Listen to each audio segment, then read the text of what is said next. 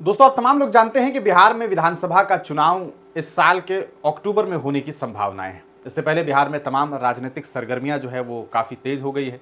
आप जानते हैं कि तमाम जो नेता है वो कहीं ना कहीं और तमाम जो दल है वो अपने तैयारियों में लग गई है कि जहां तक हो सके अपनी ताकत झोंक दें और अच्छी से अच्छी कहा सकता है मार्जिन अच्छे से अच्छे मार्जिन से जीत हासिल करें, ज़्यादा से ज़्यादा सीट हासिल कर सकें। इस बीच आप जानते हैं बिहार में दो हिस्सा अभी देखने को मिल रहा है। दो तीन पक्ष है, एक एनडीए महागठबंधन है, एक इंडियाई महागठबंधन है, तीसरा पक्ष भी है जैसे प्रशांत किशोर जी हैं, एक तरफ ऑल इंडिया मजलिस इत्तेहाद मुस्लिमीन भी है असदुद्दीन ओवैसी की पार्टी जो एआईएमआईएम के नाम से मशहूर है।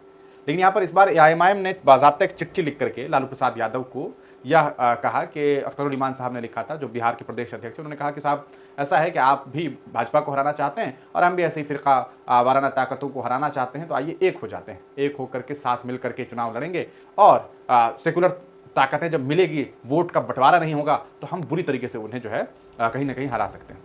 लेकिन इस प्रपोजल के बाद हुआ ये कि सामने से उनके नेताओं की तरफ से ये जवाब आया कि ऐसा है साहब, हैदराबाद से हैं तो यहाँ आने की ज़रूरत क्या है, साहब को तो ये चाहिए कि वो चुनाव ना लड़ करके मदद करे, तरह तरह की बातें हो गई। मतलब जिनका 5 एमएलए पिछले बार जीता हो, आप उनसे कह रहे हैं कि भैया ऐसा है कि आप चुनाव मत लड़िए। गजब, बहुत गजब। और यही वजह है कि इसी राज्य के काफ़ी सारे जो लोग हैं, खास करके मुस्लिम समुदाय के जो लोग हैं, वो लालू प्रसाद यादव और उनकी पार्टी राष्ट्रीय जनता दल से काफ़ी नाराज़ दिखाई दे रही है और वो कह रही है कि भैया जब आप हमारे हक और हुकूक की बात नहीं कर सकते, आप हमारा चेहरा जो है वो मंच पर तस्लीम नहीं कर सकते, तो फिर कैसे काम चलेगा। और यही वजह है कि अब तरह तरह की बातें होने लगी हैं। हालांकि कुछ संभावनाएं ऐसी भी बन रही है कि नहीं, हो सकता है गठबंधन हो जाए, क्योंकि गठबंधन होने से यकीनन राष्ट्रीय जनता दल को फायदा ही होने वाला है। ये फायदा इसलिए क्योंकि अगर ऐसा नहीं हुआ तो खबर ये सामने आ रही है कि ऑल इंडिया मजलिस इत्तेहाद मुस्लिमीन ने यह फैसला किया है कि अगर गठबंधन नहीं होता है तो हम 100 सीटों पर चुनाव लड़ेंगे। बिहार में 243 सीट है, 100 सीटों पर चुनाव लड़ने का मतलब यह है कि उस 100 सीट में कम से कम 25 सीट तो ऐसा होना ही है जहां पर वो डायरेक्ट बहुत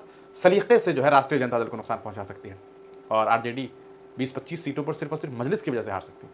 आप समझ रहे हैं एक विधानसभा चुनाव में ये कितना बड़ा आंकड़ा होता है। मतलब 25 सीट से हुकूमत यहां से वहां हो जाए, ये गेम चेंजर लोग होते हैं। तो मौका तो बेहतर है कि भाई साथ मिल लीजिए। ऐसा नहीं है कि ओवैसी साहब के साथ लेने से आपका कोई नुकसान हो जाएगा। बीजेपी के समर्थक वैसे भी आपको वोट नहीं करेंगे, जो यादव समाज में बीजेपी समर्थक हैं वो वैसे भी आपको वोट नहीं करेंगे, क्योंकि ऐसा है।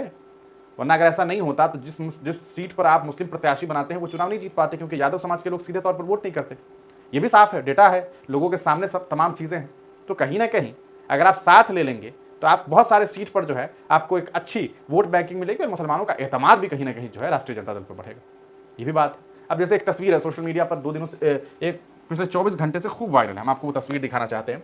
अभी यह है कि भाई इन लोगों ने ऐसा सोचा कि अगर नहीं होगा तो हम 25 सीट पर जो है वो चुनाव लड़ेंगे। अब हम आपको एक तस्वीर दिखाते हैं, जैसे ये तस्वीर देखिए। ये तस्वीर सोशल मीडिया पे खूब वायरल है। असल में बिहार में स्पेशल जो रिवीजन अभी जो पुनरीक्षण करके जो पुनर्निरीक्षण है, जो बाज़ाब्ता अभी इलेक्शन कमीशन ने कहा है कि भाई वोटर की जांच पड़ताल की जाए, उनकी नागरिकता देखी जाए, तो उसके खिलाफ एक प्रदर्शन हो रहा है। तो उस प्रदर्शन की एक तस्वीर सोशल मीडिया पर लोग वायरल कर रहे हैं, जिसमें बता रहे हैं कि देखिए नेता कौन कौन है। राहुल गांधी के साथ उनके राजेश राम जी हैं, इधर दीपांकर भट्टाचार्य जी हैं, इधर अखिलेश प्रसाद है, इधर बॉडीगार्ड है, इधर मुकेश सहनी जी हैं, इधर तेजस्वी यादव। कोई मुसलमान फिगर सामने क्यों नहीं है। बहुत सारे लोग दावा करते हैं कि शकील साहब हैं पीछे कहीं पर, लेकिन ये जो सामने फिगर है इसमें कोई मुसलमान क्यों नहीं है।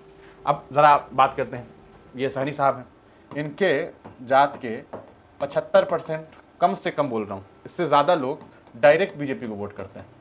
अगर आपको यकीन ना हो तो आंकड़े उठा करके देखिएगा। इधर अखिलेश प्रसाद जी हैं, इनका बेटा सीए का समर्थन कर रहा था एक बीच में, है ना। राहुल जी हैं। अब देखिए जो डेटा सामने आ रहा है वो देखिए, इस तरीके से साझा किया गया। ये बताने की कोशिश की गई है कि भैया तेजस्वी यादव आपकी आबादी 13%, सहनी जी की आबादी 2.5%, अखिलेश बाबू 2.5%, लेकिन मुसलमान जो लगभग 18% के आसपास है उनका एक भी चेहरा नहीं। क्यों, ऐसा क्यों? इस सवाल का जवाब बिहार की जनता चाहती है, खास करके मुस्लिम समाज की जनता। यही वजह है कि लोग चाहते हैं कि वैसे साहब के साथ गठबंधन होना चाहिए। कम से कम एक नेता ऐसा हो जो लगे कि भाई हमारे समाज का नेता है, आप उनके साथ मिलकर के चुनाव लड़ें। ये लोगों की मांग। अब 2 चीज़ें हैं, या तो गठबंधन हो या नहीं हो, लेकिन ऐसी उम्मीदें भी हैं कि मुमकिन है कि अंत तक ऐसा हो कि खास करके सीमांचल में 5 से 6 सीट पर जो है मजलिस से बात बन जाए, और 5-6 सीट, मुझे लगता है 6 सीट भी अगर राष्ट्रीय जनता दल दे मजलिस को तो शायद वैसे ही सब तैयार हो सकते हैं, क्योंकि 5 तो उनकी सीट है ही।